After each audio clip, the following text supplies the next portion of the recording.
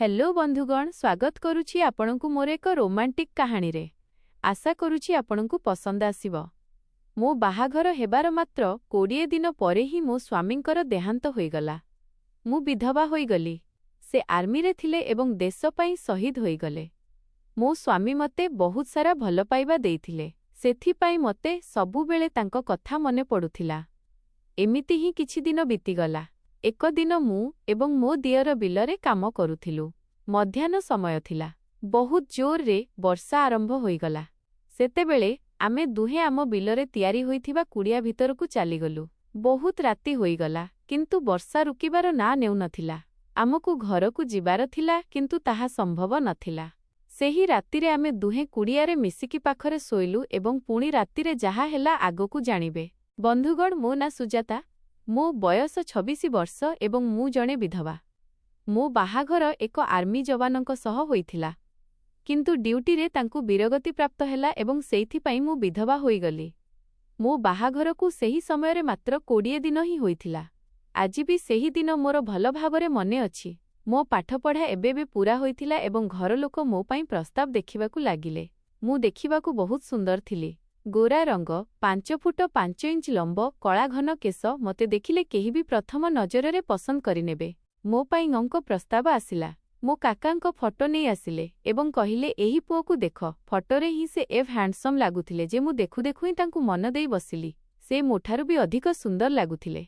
दुई परिवार मध्यरे कथावार्ता पक्का होईगला एवं सेही दिन मते देखिबा पई से माने घरकु आसीबार थिले। मु बहुत व्यग्रतार सह अपेक्षा करुथिली कि शेषरे राज सामनारु केमिति देखा जाउथिबे। किछि समय परे मु छात उपरकु गली। दूररु ही एक कार आम घर सामनारे आसी रहिला।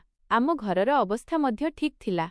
मु छात उपरे छिड़ा होई तळकु देखिबाकु लागिली कि राज किए होइथिबे, कारण मु आगरु तांको फोटो देखिथिली। सेथि पई तुरंत चिन्हि गली। से सतरे बहुत हैंडसम, डेंगा, चौड़ा एवं आकर्षणीय थिले। सबु अतिथि घर भितरकु आसीगले एवं मु छातरु तळकु आसी निजकु चालीगली। मु प्रस्तुत हेबा आरंभ कली। अल्प समय परे मा मते डाकिले। मु रोसेई घरकु गली तो मा एक ट्रेरे चा कप भर्ती करी रखिथिले एवं कहिले जाई समस्तंकु चा देई दियो। मु धीरे धीरे समस्तंकु चा देबाकु लागिली। जेतेबेले मु अंक पाखरे पहुंचिली तो आम नजर परस्पर सह मिसिला। मते तांकु पाखरु देखिबार बड़ इच्छा थिला। मु तांको आखिरे देखिली एवं आम आखिरे एक अलगा प्रकार चमक थिला। से मते देखि एक सामान्य हस देले एवं खाली चाहि रहिले। मु एते हजिगली जे चा नेबा भी भूलीगला। सेतेबेले तांको मा कहिले, आरे प्रथमे चा तो नहीं जा, तापरे झियोकु देखिबु। सेतेबेले जाई से होसकु आसिले एवं सबु लोक जोररे हसिबाकु लागिले। घरे एक खुशीर माहौल बनिगला। मु मध्य लाजेई गली। मु शीघ्र शीघ्र समस्तंकु चा देली एवं रोसेई घरकु फेरीगली। एबे घर लोक खोलिकी कथावार्ता हेबाकु लागिले। एंको मुहरु ही सफा जणा पडुथिला कि तांकु मु बहुत पसंद आसी जाइथिली। किछि समय परे मते पिढारे बसागला। अतिथि माने हळदी कुंकुम लगाइले। मते मो ना एवं बाकी सूचना पचारिले। पुणी दुई परिवाररे कथावार्ता हेला। सेमानंकर कौनसी असुविधा नथिला। सेमानंकु बस झियो एवं नडिया दरकार थिला। मो घर लोक बहुत खुशी हेले, किंतु सेमाने स्थिर कले कि बाहाघर धूमधामरे करिबाकु हेबो एवं निज सामर्थ्य अनुसारे भल भावरे देबाकु हेबो। शेषरे मो बाहाघर पक्का होईगला। राज 2 मासर छुट्टी नेइथिले, कारण से आर्मी रे सैनिक थिले एवं तांको दरमा मध्य भल थिला। धीरे धीरे बाहाघर दिन पाखेई आसिला। सेही समयरे मो पाखरे मोबाइल नथिला। बाहाघरर 10 दिन पूर्वरु राज निज सान भाईकु मोबाइल नेई आम घरकु पठाइले। तांको भाई मध्य सेतिकी ही स्मार्ट एवं हैंडसम थिला, जेमिति राज निजे। मते मोबाइल मिलिला एवं सेथिरे सिम कार्ड मध्य लागिथिला। मोबाइल मिलिबार किछि समय परे ही अंक फोन आसिला। एबे आम पाखरे कथा हेबा पई भल जरिया थिला। आमे फोन रे एवं वीडियो रे घंटा घंटा कथा हेबाकु लागिलु। धीरे धीरे आम कथावार्ता बढ़िला एवं आम प्रेम आहुरी गभीर हेला। बाहाघर तारीख केतेबेले पाखेई आसिला आमे जानि पारिलु नाही एवं देखु देखु बाहाघर दिन आसीगला। मु निज हातरे मेहंदी लगाइथिली, जेउथिरे एक बादाम भितरे राजाराम लेखा होइथिला। आम बाहाघर बहुत धूमधामरे संपन्न हेला। जेतेबेले मु विदा होई सासु घरकु जाउथिली तो बहुत कांदिली। बापा मा मध्य लुह रोकी पारिले नाही। सासुघर पहुंचिबा परे सबुठु आगे देव दर्शन हेला। खणबा मंदिरर 7 सीढ़ी राज मते कोଳରେ उठाई चढ़िले। सेही समयरे बहुत सारा फोटो उठागला, वीडियो बनागला एवं बहुत सारा स्मृति एकाठी हेला। ପୂଜା ପରେ ସେହି ଦିନ ଆସିଲା ଯାହାର ଆମକୁ ବହୁତ ବ୍ୟଗ୍ରତାର ସହ ଅପେକ୍ଷା ଥିଲା। ଆମର ପ୍ରଥମ ରାତି। ଆମେ ଦୁହେଁ ବହୁତ ଖୁସି ଥିଲୁ କାରଣ ବାହାଘର ପୂର୍ବରୁ ହିଁ ଫୋନରେ ଆମର ଲମ୍ବା କଥାବାର୍ତ୍ତା ହୋଇସାରିଥିଲା। ସେଥିପାଇଁ ଅଧିକ ସଙ୍କୋଚ ବା ଲାଜ ନଥିଲା। ସେହି ରାତିରେ ରାଜ ମୋ ଆଗରୁ ହିଁକୁ ଯାଇ ପଲଙ୍କ ଉପରେ ବସିଥିଲେ। ଯେତେବେଳେ ମୁଁ ଧୀରେ କବାଟ ଖୋଲିଲି ଏବଂ ଭିତରକୁ ଗଲି ତ ସେ ହସିକି ମୋ ଆଡ଼କୁ ଚାହିଁଲେ। ମୁଁ ଟିକେ ସଙ୍କୋଚରେ ଥିଲି ଏବଂ ତାଙ୍କ ପାଖରେ ଯାଇ ବସିଗଲି। ଏହା ପ୍ରଥମ ସୁଯୋଗ ଥିଲା ଯେତେବେଳେ ଆମେ ଏକ ଅପରର ହାତ ଧରିଲୁ। ଏବେ ଯାଏଁ ଆମେ ବସ୍ ଦୂରରୁ ହିଁ ଏକ ଅପରକୁ ଦେଖୁଥିଲୁ, କିନ୍ତୁ ଆଜି ଆମେ ସାମ୍ନାରେ ବସିଥିଲୁ ଏବଂ ଖୋଲିକି ଏକ ଅପରକୁ ଦେଖିବା ଏବଂ ବୁଝିବାର ସମୟ ଥିଲା। ରାଜ ମୋ ହାତ ଧରିଲେ। ଆମେ ଲମ୍ବା ସମୟ ଯାଏଁ କଥା ହେଉଥିଲୁ। କଥା ହେଉ ହେଉ ଆମ ମଧ୍ୟରେ ପ୍ରେମ ଗଭୀର ହେବାକୁ ଲାଗିଲା। ଆମେ ଏକ ଅପରକୁ କିସ୍ କଲୁ ଏବଂ ପ୍ରଥମ ଥର ନିଜ ପ୍ରେମର ଅନୁଭବ ବାଣ୍ଟିଲୁ। ସେହି ମୁହୂର୍ତ୍ତ, ସେହି ରାତି ରାଜ ମୋ ପ୍ରତି ଦେଖାଇଥିବା ସ୍ନେହ ଏବଂ ପ୍ରେମ ମୋତେ ଅନ୍ତର ଯାଏଁ ଛୁଇଁଗଲା। ମୁଁ ପୂରାପୂରି ଭାବପ୍ରବଣ ହୋଇଗଲି। ଏମିତି ହିଁ 5-6 ଦିନ ବିତିଲା ଯେଉଁଥିରେ ଆମେ ଏକ ଅପରକୁ ଭରପୁର ପ୍ରେମ କଲୁ। କିନ୍ତୁ ଅଙ୍କକୁ କଲ୍ ଆସିଲା କି ତାଙ୍କକୁ ତୁରନ୍ତ ହିମାଚଳ ପହଞ୍ଚିବାକୁ ହେବ କାରଣ ଆତଙ୍କବାଦୀଙ୍କ ଅନୁପ୍ରବେଶ ଖବର ଆସିଥିଲା। ଆମ ବାହାଘରକୁ କଷ୍ଟରେ 5-6 ଦିନ ହିଁ ହୋଇଥିଲା ଏବଂ ଆମକୁ ଏକ ଅପରର ସାଥ ଛାଡ଼ିବାକୁ ପଡ଼ିଲା। ରାଜ କର୍ତ୍ତବ୍ୟ ପାଳନ ପାଇଁ ବାହାରିଲେ। ଯିବା ସମୟରେ ତାଙ୍କ ମୁହଁ ଦେଖି ମୋ ମନ କାନ୍ଦି ଉଠିଲା। ସେ ପ୍ରତିଦିନ ମୋତେ ଫୋନ୍ କରୁଥିଲେ ଏବଂ ଆମ କଥାବାର୍ତ୍ତା ଚାଲୁଥିଲା। କିନ୍ତୁ କିଛି ଦିନରେ ଆମକୁ ଖବର ମିଳିଲା କି ଆତଙ୍କବାଦୀଙ୍କ ସହ ଲଢ଼େଇରେ ରାଜ ଶହୀଦ ହୋଇଗଲେ। ଏହା ଶୁଣୁ ଶୁଣୁ ମୋ ହୃଦୟ ପୂରାପୂରି ଭାଙ୍ଗିଗଲା। ମୁଁ ଛଟପଟ ହୋଇଗଲି। ମୁଁ ଜୋର ଜୋରରେ କାନ୍ଦିବାକୁ ଲାଗିଲି। ବାହାଘରକୁ କଷ୍ଟରେ 10-15 ଦିନ ହିଁ ହୋଇଥିଲା ଏବଂ ଏମିତି ସମୟରେ ଏହି ଭୟଙ୍କର ଖବର ଶୁଣି ମୁଁ ବିଲକୁଲ ବିଚଳିତ ହୋଇଗଲି। ମୁଁ ସବୁବେଳେ ବାହାଘରର ଭିଡିଓ, ଫଟୋ ଏବଂ ଦେବଦର୍ଶନର ମୁହୂର୍ତ୍ତଗୁଡ଼ିକୁ ଦେଖୁଥିଲି। ମୋତେ ଏଙ୍କ ସହ ସଚ୍ଚା ପ୍ରେମ ଥିଲା ଏବଂ ସେ ମଧ୍ୟ ମୋତେ ବହୁତ ଭଲ ପାଉଥିଲେ। କିନ୍ତୁ ନିୟତିକୁ ଏହା ମଞ୍ଜୁର ନଥିଲା। ଏକ ମୁହୂର୍ତ୍ତରେ ସବୁକିଛି ବଦଳିଗଲା। ମୋ ପାଖରେ ବସ୍ ତାଙ୍କ ସ୍ମୃତି ବଞ୍ଚିଥିଲା।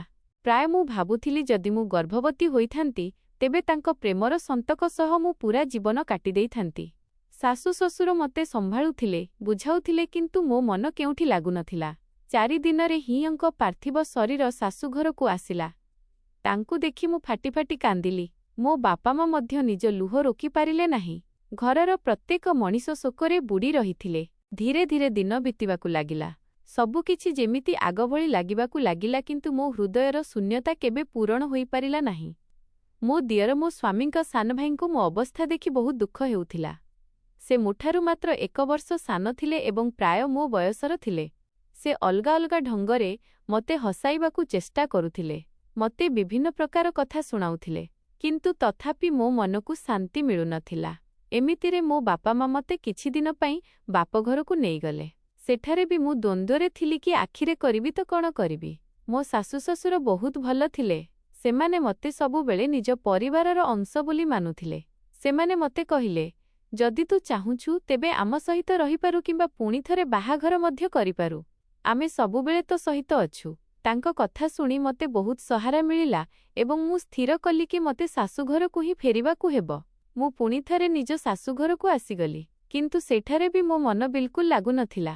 ଧୀରେ ଧୀରେ ଏହି ଘଟଣାକୁ 1 ବର୍ଷ ପୂରା ହୋଇଗଲା ଏବଂ ମୁଁ ଅଳ୍ପ ଅଳ୍ପ ସମ୍ଭାଳିବାକୁ ଲାଗିଲି। ଯଦିଓ ସମ୍ପୂର୍ଣ୍ଣ ଭାବେ ଦୁଃଖ ମିଟି ନଥିଲା। ଘରେ ବସି ବସି କିଛି ନ କରିବା ଅପେକ୍ଷା ଭଲ ଲାଗିଲା କି? କାହିଁକିନା ଚାଷବାସ କାମ କରାଯାଉ, ଯାହାଫଳରେ ମନ କେଉଁଠି ତ ଲାଗିବ। ଆମ ପାଖରେ ଅଳ୍ପ ଜମି ଥିଲା। ଘରେ 2ଟି ବଳଦ ଥିଲେ, ହଳ ଥିଲା, ବଳଦ ଗାଡ଼ି ଥିଲା ଏବଂ ଚାଷ ପାଇଁ ଦରକାରୀ ସବୁ ସାମାନ ମହଜୁଦ ଥିଲା। ମୋ ଦିଅର ଅନିଲ ଚାଷ କରୁଥିଲା। ସେ ପାଠ ପଢ଼ିଥିଲା କିନ୍ତୁ ଚାଷରେ ତାର ବହୁତ ଆଗ୍ରହ ଥିଲା। ପୁଣି ମୁଁ ବି ସେହି ବିଲରେ ତା ସହିତ ଯିବାକୁ ଲାଗିଲି। ବିଲରେ ଘାସ ବାଛିବା, କୋଡ଼ା ଖୋସା କରିବାକୁ ଲାଗିଲି। ମଧ୍ୟାହ୍ନରେ ମୁଁ ପ୍ରାୟ ଅନିଲ ସହ ହିଁ ଖାଉଥିଲି। କେବେ କେବେ ଶାଶୁ ଶ୍ୱଶୁର ମଧ୍ୟ ବିଲକୁ କାମ କରିବାକୁ ଆସିଯାଉଥିଲେ ଏବଂ ଆମେ ସମସ୍ତେ ମିଶି ସେଠାରେ ହିଁ ଖାଉଥିଲୁ। ଦିନସାରା କାମରେ ବ୍ୟସ୍ତ ରହିବା କାରଣରୁ ଭାବିବାକୁ ସମୟ ମିଳୁନଥିଲା। ଅନିଲ ମୋତେ ଚାଷର ଅନେକ କାମ ଶିଖାଇବାକୁ ଲାଗିଲା। ଏକ ଦିନ ସେ ବିଲରେ ହଳ ଚଲାଉଥିଲା। ମୋର ମଧ୍ୟ ହଳ ଚଲାଇବା ଶିଖିବାକୁ ଇଚ୍ଛା ହେଲା। ସେତେବେଳେ ସେ ମୋତେ ଶିଖାଇବା ଆରମ୍ଭ କଲା କି ହଳ କେମିତି ଧରାଯାଏ ଏବଂ ବଳଦଙ୍କୁ କେମିତି ଚଲାଯାଏ। ଶିଖାଇବା ସମୟରେ ତାର ହାତ ମୋ ହାତ ସହ ବାଜିଲା। ସେହି ସ୍ପର୍ଶରେ ମୋତେ କିଛି ଅଲଗା ଅନୁଭବ ହେଲା, କିନ୍ତୁ ମୋତେ ଲାଗିଲା କି ଏହା ଜାଣିଶୁଣି ନୁହେଁ ବରଂ ଅଜାଣତରେ ହୋଇଛି। ସେଥିପାଇଁ ମୁଁ ଅଣଦେଖା କଲି। ଚାଷବାସ ଶିଖାଇବା ସମୟରେ ଏମିତି କଥା ହୋଇଯାଏ। ତଥାପି ସେହି ମୁହୂର୍ତ୍ତ ମୋ ମନରେ ଏକ ଅଜବ ମିଠାପଣ ଭରିଦେଲା। ଧୀରେ ଧୀରେ ମୋତେ ତା ସହିତ ସମୟ ବିତାଇବା ଭଲ ଲାଗିଲା। ପ୍ରତିଦିନ ଆମେ ଦୁହେଁ ଏକାଠି ଖାଉଥିଲୁ, କଥା ହେଉଥିଲୁ ଏବଂ ହସମଜାକ ହେଉଥିଲା। ଏକ ଦିନ ମଧ୍ୟାହ୍ନ ପ୍ରାୟ ଘଣ୍ଟା ହୋଇଥିବ। ଗ୍ରୀଷ୍ମ ଋତୁ ଥିଲା ଏବଂ ବର୍ଷା ଆରମ୍ଭ ହେବାର ସମୟ ଆସିଯାଇଥିଲା। ଆମେ ଦୁହେଁ ଦିନସାରା ବିଲରେ କାମ କରୁଥିଲୁ ଏବଂ ଫେରିବାକୁ ହିଁ ବାହାରିଥିଲୁ କି ବହୁତ ଜୋରରେ ବର୍ଷା ହୋଇଗଲା। ଆମ ବିଲରୁ ଅଳ୍ପ ଦୂରରେ ହିଁ ଏକ ଛୋଟ କୁଡ଼ିଆ ଥିଲା ଯେଉଁଠି ଆମେ ଚାଷର ଉପକରଣ ରଖୁଥିଲୁ। କେବେ କେବେ ଅନିଲ ସେଇଠି ରହି ବିଲରେ ହିଁ ଶୋଇଯାଉଥିଲା। ବର୍ଷା ସହିତ ଜୋର ପବନ ମଧ୍ୟ ଚାଲୁଥିଲା। ଆମେ ଦୁହେଁ ପୂରାପୂରି ଓଦା ହୋଇଯାଇଥିଲୁ। ବର୍ଷାରୁ ବଞ୍ଚିବା ପାଇଁ ଆମେ ଦୌଡ଼ି ଦୌଡ଼ି ସେହି କୁଡ଼ିଆ ଆଡ଼କୁ ଗଲୁ। ବିଲରେ ମାଟି ଓଦା ହୋଇ କାଦୁଅ ହୋଇଯାଇଥିଲା। ଦୌଡ଼ୁ ଦୌଡ଼ୁ ମୋ ଗୋଡ଼ ଖସିଗଲା ଏବଂ ମୁଁ ପଡ଼ିଗଲି। ମୋର ପୂରା ଶାଢ଼ୀ ଓଦା ହୋଇଗଲା ଏବଂ ସେଥିରେ ମାଟି ମଧ୍ୟ ଲାଗିଗଲା। ଅନିଲ ମୋତେ ପଡ଼ିବାର ଦେଖିଲା ତ ତୁରନ୍ତ ପଛରୁ ଦୌଡ଼ି ଆସିଲା। ମୋ ହାତ ଧରି ମୋତେ ଉଠାଇଲା ଏବଂ ସହାରା ଦେଇ ଛିଡ଼ା କଲା। ତାର ହାତର ସହାରା ପାଇଁ ମୁଁ ଚାଲିବାକୁ ଲାଗିଲି। ମଝିରେ ମଝିରେ ମୋ ଗୋଡ଼ ଖସୁଥିଲା, କିନ୍ତୁ ଶେଷରେ ଆମେ କୁଡ଼ିଆ ପର୍ଯ୍ୟନ୍ତ ପହଞ୍ଚିଗଲୁ। ଅନିଲ କୁଡ଼ିଆର କବାଟ ଖୋଲିଲା ଏବଂ ଆମେ ଦୁହେଁ ଭିତରକୁ ଚାଲିଗଲୁ। ମୋ ଶାଢ଼ୀ ପୂରାପୂରି ଓଦା ହୋଇସାରିଥିଲା। ମୁଁ ବହୁତ ଲଜ୍ଜିତ ଥିଲି, ବୁଝିପାରୁନଥିଲି କି କ'ଣ କରିବି। ସେଠାରେ କୁଡ଼ିଆରେ କିଛି ପୁରୁଣା ପୋଷାକ ରଖା ହୋଇଥିଲା, ଯାହା ଅନିଲ ଚାଷ କରିବା ସମୟରେ ପିନ୍ଧୁଥିଲା ଏବଂ କିଛି ପୁରୁଣା ପୋଷାକ ତାର ବାପା ମୋ ଶ୍ୱଶୁରଙ୍କର ମଧ୍ୟ ରଖା ହୋଇଥିଲା। ଅନିଲ ମୋତେ କହିଲା, ଭାଉଜ ଆପଣ ଏହି ପୋଷାକ ପିନ୍ଧି ନିଅନ୍ତୁ। ଆପଣ ପୂରାପୂରି ଓଦା ହୋଇଗଲେଣି, ନହେଲେ ଦେହ ଖରାପ ହୋଇଯିବ। ତାର ଏହି ଚିନ୍ତା ଦେଖି ମୋ ମନ ତରଳିଗଲା, କିନ୍ତୁ ତା ସାମ୍ନାରେ ପୋଷାକ ବଦଳାଇବା ମୋ ପାଇଁ ସମ୍ଭବ ନଥିଲା। ସେ ମୋ ଅସୁବିଧା ବୁଝିଲା ଏବଂ କହିଲା, ମୁଁ ବାହାରକୁ ଚାଲିଯାଉଛି। ଏବଂ ସତରେ ସେ ସେହି ପ୍ରବଳ ବର୍ଷାରେ ବାହାରେ ଯାଇ ଛିଡ଼ା ହେଲା। ସେ ନିଜେ ବର୍ଷାରେ ଓଦା ହେଉଥିଲା, ଯାହାଫଳରେ ମୁଁ ଆରାମରେ ପୋଷାକ ବଦଳାଇ ପାରିବି। ତାର ଏହି ଯତ୍ନ ଏବଂ ସମ୍ବେଦନଶୀଳତା ମୋ ହୃଦୟକୁ ଛୁଇଁଗଲା। ମୁଁ ଶୀଘ୍ର ଶୀଘ୍ର ତାର ପୁରୁଣା ପ୍ୟାଣ୍ଟ ସର୍ଟ ପିନ୍ଧି ନେଲି ଏବଂ ଯେତେବେଳେ ସେଇ ଭିତରକୁ ଫେରିଲା ତ ମୋତେ ସେହି ପୋଷାକରେ ଦେଖି ବସ୍ ଯାଇ ରହିଲା। ମୁଁ ଲାଜେଇକି କହିଲି, କ'ଣ ଦେଖୁଛ ଦିଅରଜୀ? ସେ ହସିଲା ଏବଂ କହିଲା, କିଛି ନାହିଁ। ଏବେ ତାର ପୋଷାକ ମଧ୍ୟ ପୂରାପୂରି ଓଦା ହୋଇସାରିଥିଲା ଏବଂ ତା ପାଇଁ ମଧ୍ୟ ପୋଷାକ ବଦଳାଇବା ଜରୁରୀ ଥିଲା। ମୁଁ କହିଲି, ଆପଣ ମଧ୍ୟ ପୋଷାକ ବଦଳାଇ ଦିଅନ୍ତୁ। କିନ୍ତୁ ସେ କୁନ୍ଥୁ କୁନ୍ଥୁ ହେଉଥିଲା, କାରଣ ଯଦି ତାକୁ ବଦଳାଇବାର ଥାନ୍ତା ତ ମୋତେ ବାହାରକୁ ଯିବାକୁ ପଡ଼ିଥାନ୍ତା ଏବଂ ବାହାର ବର୍ଷାରେ ମୁଁ ପୁଣି ଥରେ ଓଦା ହୋଇଯାଇଥାନ୍ତି। ସେଥିପାଇଁ ସେ କହିଲା, ଥାଉ ଭାଉଜ। ସେତେବେଳେ ମୁଁ ହିଁ ଜିଦ୍ କରି କହିଲି, ନାହିଁ ଆପଣ ପୋଷାକ ବଦଳାଇ ଦିଅନ୍ତୁ, ମୁଁ ବାହାରକୁ ଚାଲିଯାଉଛି। ସେ କହିଲା, ଯଦି ଆପଣ ବାହାରକୁ ଗଲେ ତ ପୁଣି ଓଦା ହୋଇଯିବେ। ଆପଣ ଏଇଠି ରୁହନ୍ତୁ, ମୁଁ ଏଇଠି ପୋଷାକ ବଦଳାଇ ଦେଉଛି। ମୁଁ ମୁଣ୍ଡ ହଲାଇଲି। ମୁଁ ପଛକୁ ବୁଲି ଏକ କୋଣକୁ ଚାଲିଗଲି ଏବଂ ସେ ପୋଷାକ ବଦଳାଇବାକୁ ଲାଗିଲା। ସେ ପୋଷାକ କାଢ଼ି ଶରୀରରେ ଗାମୁଛା ଗୁଡ଼ାଇ ହେଲା। ମୋ ପିଠି ତାର ଆଡ଼କୁ ଥିଲା, କିନ୍ତୁ ମୋତେ ଭଲ ଲାଗୁନଥିଲା। ମୁଁ ପଛକୁ ବୁଲିଲି ଏବଂ ତାର ମଜବୁତ ଶରୀରକୁ ଦେଖିବାକୁ ଲାଗିଲି। ବିଲରେ କାମ କରିବା କାରଣରୁ ତାର ଶରୀର ଶକ୍ତ ଏବଂ ମଜବୁତ ଥିଲା। ପରିଶ୍ରମ କରି ସେ ସେହି ଶରୀର ବନାଇଥିଲା। ତାର ଗଠିତ ଶରୀର ଦେଖି ମୁଁ ତା ଆଡ଼କୁ ଆକର୍ଷିତ ହେବାକୁ ଲାଗିଲି। ମୁଁ ଚୋରାରେ ତା ଆଡ଼କୁ ଦେଖୁଥିଲି। ତା ଭିତରେ ମୋତେ ମୋ ସ୍ୱାମୀଙ୍କ ଝଲକ ଦେଖାଯାଉଥିଲା। ସେ ପୋଷାକ ବଦଳାଇ ନେଲା ଏବଂ ନିଜ ବାପା ମୋ ଶ୍ୱଶୁରଙ୍କ ପୁରୁଣା ପୋଷାକ ଯାହା ସେ ବିଲରେ ପିନ୍ଧୁଥିଲେ ତାହା ପିନ୍ଧିନେଲା। ସେ ଘରକୁ ଫୋନ୍ କରି କହିଲା, ଆମେ ଦୁହେଁ ବିଲ୍ କୁଡ଼ିଆରେ ଅଛୁ। ବର୍ଷା କମିଲେ ଆମେ ଫେରିବୁ। କିନ୍ତୁ ବର୍ଷା କମିବାର ନାଁ ହିଁ ନେଉନଥିଲା, ବରଂ ଆହୁରି ଜୋର ହେଉଥିଲା। ଧୀରେ ଧୀରେ ରାତି ହେବାକୁ ଲାଗିଲା। ସନ୍ଧ୍ୟା 8ଟା ବାଜିଲା। ଆମ ଘର ଏବଂ ବିଲ ମଝିରେ 3 କିଲୋମିଟରର ଦୂରତା ଥିଲା ଏବଂ ପ୍ରବଳ ବର୍ଷାରେ ଫେରିବା ସମ୍ଭବ ନଥିଲା। ଏବେ ମୋତେ ଭୋକ ଲାଗିଲାଣି। ଆମ ବିଲରେ କିଛି ପନିପରିବା ହୋଇଥିଲା। ସେ କୁଡ଼ିଆରୁ ଏକ ବସ୍ତା ଉଠାଇଲା। ମୁଣ୍ଡରେ ରଖି ବିଲକୁ ଗଲା। ସେଠାରୁ 2-4ଟି ଟମାଟୋ, ଗୋଟିଏ ଗାଜର ଏବଂ କିଛି ପାଚିଲା ଆମ୍ବ ନେଇ ଫେରିଲା। ଏବେ ସେଇଆ ହିଁ ଆମର ଖାଦ୍ୟ ଥିଲା। ଆମେ ଦୁହେଁ ପାଖରେ ବସି ଆମ୍ବ, ଗାଜର ଏବଂ ଟମାଟୋ ଖାଇବାକୁ ଲାଗିଲୁ। ଶୀତ ବଢ଼ିଯାଇଥିଲା ତ ଅଳ୍ପ ନିଆଁ ମଧ୍ୟ ଜଳାଇଲୁ। ଆମେ କଥା ହେଉଥିଲୁ। ଭୋକ ଲାଗିଥିବା କାରଣରୁ ସେସବୁ ଜିନିଷ ଆମକୁ ବହୁତ ସ୍ୱାଦିଷ୍ଟ ଲାଗୁଥିଲା ଏବଂ ତାହା ଖାଇବା ସମୟରେ ଏକ ଅଲଗା ହିଁ ଖୁସି ହେଉଥିଲା। ମୋ ମନରେ ଏବେ ପରିବର୍ତ୍ତନ ଆସିବାକୁ ଲାଗିଥିଲା। ମୁଁ ତା ଆଡ଼କୁ ଅଧିକ ଆକର୍ଷିତ ହେବାକୁ ଲାଗିଥିଲି। ଧୀରେ ଧୀରେ 7 ବାଜିଲା, ପୁଣି 8 ଏବଂ ପୁଣି 9 ବାଜିଗଲା। କିନ୍ତୁ ବର୍ଷା ଥମିବା ବଦଳରେ ଆହୁରି ବଢ଼ୁଥିଲା। ଏବେ ଆମ ବିଲ କୁଡ଼ିଆର ଛାତରୁ ପାଣି ଟୋପା ପଡ଼ିବାକୁ ଲାଗିଲାଣି। ରାତି 8ଟା ବାଜି ସାରିଥିଲା। ଆମେ ବାପାମାଙ୍କୁ ଫୋନ୍ କରି କହିଲୁ, ଆଜି ଆମେ ଏଇଠି ରହିବୁ। ସକାଳେ ଫେରିବୁ କାରଣ ବର୍ଷା ବହୁତ ଜୋର ଅଛି ଏବଂ ସେମାନେ ନିଶ୍ଚିତ ହୋଇଗଲେ। ଏବେ ଧୀରେ ଧୀରେ ରାତି ଗଭୀର ହେବାକୁ ଲାଗିଲା। କୁଡ଼ିଆରେ ଏକ ଛୋଟ ଚଟାଣ ଏବଂ ଏକ ରଜେଇ ଥିଲା। ଅନିଲ କହିଲା, ଭାଉଜ ଆପଣ ଶୋଇଯାନ୍ତୁ, ମୁଁ ପାଖରେ ବସିଛି, କିନ୍ତୁ ମୁଁ ତାକୁ ପୂରା ରାତି ଏମିତି ଚେଇଁ ରଖିପାରିବି ନାହିଁ। ଏହା ଠିକ୍ ନଥିଲା। ମୁଁ ଚଟାଣର ଏକପଟେ ଶୋଇପଡ଼ିଲି ଏବଂ ତାକୁ କହିଲି, ଅନିଲ ଥାଉ, ଆପଣ ବି ଶୋଇଯାନ୍ତୁ, ପୂରା ରାତି ଚେଇଁ ରୁହନ୍ତୁ ନାହିଁ। ସେ ମନା କରୁଥିଲା, କିନ୍ତୁ କିଛି ସମୟ ପରେ ମାନିଗଲା ଏବଂ ଚଟାଣକୁ ଆସି ଶୋଇଗଲା। ଏବେ ଆମେ ଦୁହେଁ ବିଲକୁଲ ପାଖରେ ଥିଲୁ। ମୋ ସ୍ୱାମୀଙ୍କ ଚାଲିଯିବା ଦ୍ୱାରା ମୁଁ ବହୁତ ଦୁଃଖରେ ଥିଲି। ଧୀରେ ଧୀରେ ସେହି ଦୁଃଖରୁ ବାହାରକୁ ଆସୁଥିଲି। ଅନିଲ ଯୋଗୁଁ ମୁଁ ଅଳ୍ପ ହସିବାକୁ ଲାଗିଥିଲି। କିଛି ସମୟ ପରେ ଅନିଲ ଶୋଇଗଲା। ତାର ମନରେ ଟିକିଏ ବି ଖରାପ ବା ବେକାର ଚିନ୍ତାଧାରା ନଥିଲା, କିନ୍ତୁ ମୋ ମନ ତା ଆଡ଼କୁ ଟାଣି ହୋଇଯାଉଥିଲା। ମୋତେ ତା ଭିତରେ ରାଜ ଦେଖାଯାଉଥିଲା। ତାର ମଜବୁତ ଶରୀରକୁ ଦେଖିବା ଦିନରୁ ହିଁ ମୁଁ ତାକୁ ମହବତ କରିବାକୁ ଲାଗିଥିଲି। ତା ସହିତ ବିତାଇଥିବା ମୁହୂର୍ତ୍ତ, ସେ ମୋତେ ଶିଖାଇଥିବା ହଳ ଚଲାଇବା, ବିହନ ବୁଣିବା, ଘାସ ବାଛିବା, ବିଲକୁ ପାଣି ଦେବା, ଏହି ସବୁ କଥା ମୋର ମନେ ପଡ଼ିବାକୁ ଲାଗିଲା। ତାର କେବେ କେବେ ହୋଇଥିବା ହାଲୁକା ସ୍ପର୍ଶ ମଧ୍ୟ ମୋର ମନେ ପଡ଼ୁଥିଲା। ମୋତେ ନିଜ ସ୍ୱାମୀଙ୍କର ବହୁତ ମନେ ପଡ଼ିଲା। ମୋର କଇଁ କଇଁ କାନ୍ଦ ଶବ୍ଦ ତାର କାନରେ ପହଞ୍ଚିଲା ଏବଂ ସେ ନିଦରୁ ଜାଗିଗଲା। ତାର ପିଠି ମୋ ଆଡ଼କୁ ଥିଲା, କିନ୍ତୁ ପୁଣି ସେ କଡ଼ ଲେଉଟାଇଲା ଏବଂ ମୋ ଆଡ଼କୁ ମୁହଁ କରି ଶୋଇଲା। ସେତେବେଳେ ସେ ଦେଖିଲା କି ମୁଁ କାନ୍ଦୁଥିଲି।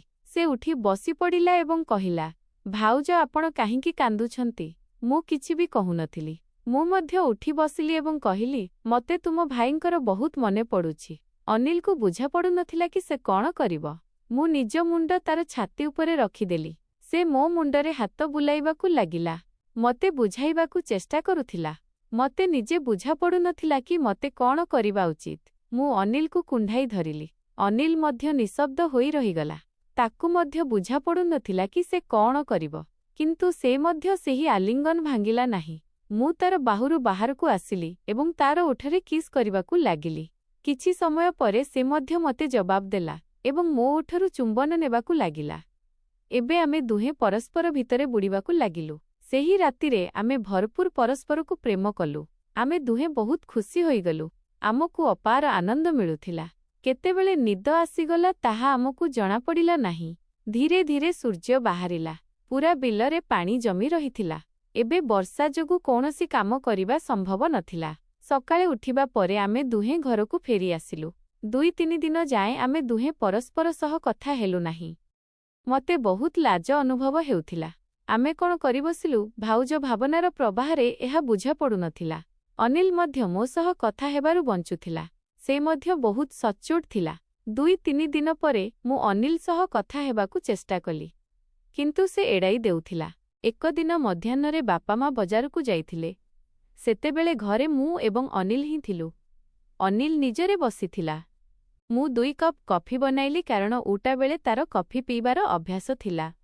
ଯେତେବେଳେ ମୁଁ ତାକୁ କଫି ଦେଲି, ସେତେବେଳେ ମୋ ହାତ ପୁଣି ଥରେ ତାର ହାତକୁ ଛୁଇଁଗଲା। ମୋ ମନରେ ଏକ ଲହରୀ ଖେଳିଗଲା। ଆମେ ଦୁହେଁ ପରସ୍ପରର ଆଖିରେ ଦେଖିଲୁ। ଆମ ଆଖି ମିଶିଲା, କିନ୍ତୁ ମୁଁ ତୁରନ୍ତ ହିଁ ନଜର ଫେରାଇନେଲି ଏବଂ ତାଠାରୁ ଅଳ୍ପ ଦୂରରେ ଯାଇ ବସିଗଲି। ଆମେ ଦୁହେଁ କଫି ପିଇବାକୁ ଲାଗିଲୁ। କଫି ପିଉ ପିଉ ଅନିଲ କହିଲା, ଭାଉଜ ସେଦିନ ଆମ ମଝିରେ ଯାହା କିଛି ହେଲା ମୁଁ ଭୁଲ ଥିଲି। ମୁଁ କହିଲି, ହଁ ଦିଅରଜୀ ଆପଣ ଠିକ୍ କହୁଛନ୍ତି, କିନ୍ତୁ ଏବେ ଆମ ମଝିରେ ସତରେ ଏକ ଆକର୍ଷଣ ସୃଷ୍ଟି ହୋଇସାରିଥିଲା। ଦୁହିଁଙ୍କୁ ପରସ୍ପରର ସାଥ ଭଲ ଲାଗୁଥିଲା। ଅନିଲ କହିଲା, ଭାଉଜ ଏମିତି ବ୍ୟବହାର ଭୁଲ। କିଛି ଦିନରୁ ଆପଣ ମୋତେ ପସନ୍ଦ ଆସିବାକୁ ଲାଗିଛନ୍ତି, କିନ୍ତୁ ଏହା ଠିକ୍ ଲାଗୁନି। ମୋର ଆପଣଙ୍କ ପ୍ରତି ପ୍ରେମ ଅଛି। ଦାଦାଙ୍କ ଭାଇଙ୍କ ଚାଲିଯିବା ଦିନରୁ ହିଁ ମୁଁ ଆପଣଙ୍କର ବହୁତ ଯତ୍ନ ନେଇଛି ଏବଂ ଏବେ ମୁଁ ଆପଣଙ୍କ ପ୍ରେମରେ ପଡ଼ିଯାଇଛି। ଏହା ମୋତେ ନିଜକୁ ବୁଝାପଡ଼ିଲା ନାହିଁ, କିନ୍ତୁ ଆପଣ ମୋ ଭାଇଙ୍କ ପତ୍ନୀ। ମୋତେ ଆପଣଙ୍କ ସହ ଏମିତି ବ୍ୟବହାର କରିବା ଉଚିତ ନଥିଲା। ସେଥିପାଇଁ ମୁଁ ଆପଣଙ୍କଠାରୁ ଦୂରେଇ ରହୁଥିଲି। ତାର ଏହି କଥା ଶୁଣି ମୋ ଆଖିରେ ଲୁହ ଭରିଗଲା, କାରଣ ମୋର ପୂର୍ବରୁ ହିଁ ବିବାହ ହୋଇସାରିଥିଲା ଏବଂ ସେହା ସତ୍ତ୍ୱେ ଅନିଲ ମୋତେ ପ୍ରେମ କରୁଥିଲା। ଏହା ଶୁଣି ମୋ ଭାବନା ଉଛୁଳି ପଡ଼ିଲା। ମୁଁ କଫି କପ୍ ଅଧା ହିଁ ଟେବୁଲ ଉପରେ ରଖିଦେଲି ଏବଂ ଦୌଡ଼ିଯାଇ ତାକୁ କୁଣ୍ଢାଇ ଧରିଲି ଏବଂ ଜୋର ଜୋରରେ କାନ୍ଦିବାକୁ ଲାଗିଲି। ଅନିଲ ମଧ୍ୟ ମୋତେ କୋଳେଇ ନେଲା। ଆମେ ଦୁହେଁ ପରସ୍ପରକୁ ପ୍ରେମରେ ଚୁମ୍ବନ ଦେଲୁ। ପରସ୍ପରକୁ ବାହୁରେ ଭରିନେଲୁ। ଆମେ ପୁଣିଥରେ ପରସ୍ପର ଭିତରେ ହଜିବାକୁ ଲାଗିଲୁ। ଆମ ଦୁହିଁଙ୍କୁ ଅପାର ଆନନ୍ଦ ମିଳୁଥିଲା। କିଛି ସମୟ ପରେ ବାପା ମା ଫେରିଆସିଲେ। ଅନିଲ ବାପା ମାଙ୍କ ପାଖକୁ ଗଲା ଏବଂ କହିଲା, ମା ବାପା ମୋତେ ଆପଣଙ୍କୁ କିଛି କହିବାର ଅଛି। ମା ବାପା କହିଲେ, ହୁଁ କହ ଅନିଲ। ଅନିଲ କହିଲା, ମୋତେ ସୁଜାତା ଭାଉଜଙ୍କୁ ବାହା ହେବାକୁ ଚାହୁଁଛି। ଏହା ଶୁଣି ଶାଶୁ ଶ୍ୱଶୁର ଆଶ୍ଚର୍ଯ୍ୟ ହୋଇଗଲେ। ସେମାନଙ୍କୁ ଏହି କଥା ଉପରେ ବିଶ୍ୱାସ ହିଁ ହେଉନଥିଲା। ମୋ ସ୍ୱଭାବ ବହୁତ ଭଲ ଥିଲା। ମୁଁ ମୋ ଶାଶୁ ଶ୍ୱଶୁରଙ୍କୁ ବହୁତ ପ୍ରେମ ଦେଉଥିଲି। ମୋ ବାପା ମା ମଧ୍ୟ ଗଭୀର ଚିନ୍ତାରେ ପଡ଼ିଗଲେ। ସେମାନେ କହିଲେ, ପୁଅ ତୁ ଥରେ ଭଲ ଭାବରେ ଭାବିନେ ଏବଂ କଣ ସୁଜାତାକୁ ମଧ୍ୟ ଏହାର ସୂଚନା ଅଛି? ପୁଣି ମା ବାପା ମୋତେ ଡାକିଲେ ଏବଂ କହିଲେ, ଅନିଲ କହୁଛି କି ସେ ତତେ ବାହା ହେବାକୁ ଚାହୁଁଛି। ମୁଁ ହସିଦେଲି। ମା ବାପା ମୋ ହସ ଦେଖି ବୁଝିଗଲେ ଏବଂ ପୁଣି ଆମ ବିବାହ ଧୁମଧାମରେ କରିଦିଆଗଲା। ଏବେ ଆମେ ବହୁତ ଖୁସି ଥିଲୁ। ରାଜ ଭଳି ହିଁ ମୋତେ ଜୀବନ ଦେଇ ଭଲ ପାଉଥିବା ତାର ଭାଇ ଅନିଲ ଏବେ ମୋ ଜୀବନସାଥୀ ବନିସାରିଥିଲା।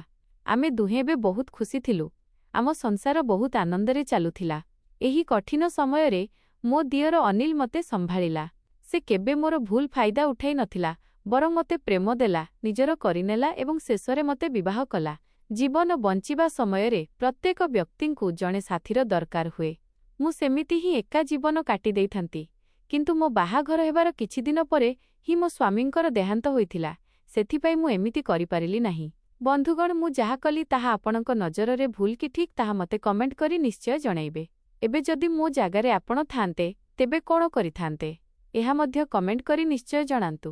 ଯଦି ଆମର ଏହି ପ୍ରେମ କାହାଣୀ ଆପଣଙ୍କୁ ଭଲ ଲାଗିଲା, ତେବେ ଚ୍ୟାନେଲକୁ ଲାଇକ୍, ସେୟାର ଏବଂ ସବସ୍କ୍ରାଇବ୍ କରିବାକୁ ଭୁଲନ୍ତୁ ନାହିଁ। ଧନ୍ୟବାଦ।